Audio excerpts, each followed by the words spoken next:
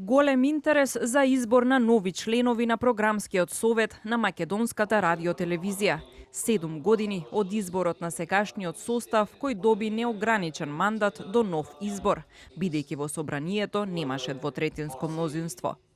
Програмскиот совет низ годините се соочи со големи критики за партизација на единствениот јавен радиодифузен сервис на државата. Нови имиња, но и тековни членови на Советот, како сегашната председателка Смилка Јанеска Саркањац и незиниот заменик Ведат Мемедалија.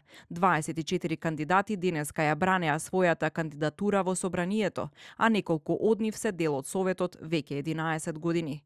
Собранието треба да избере 13 од нив да бидат дел од раководството на МРТ во наредните 5 години.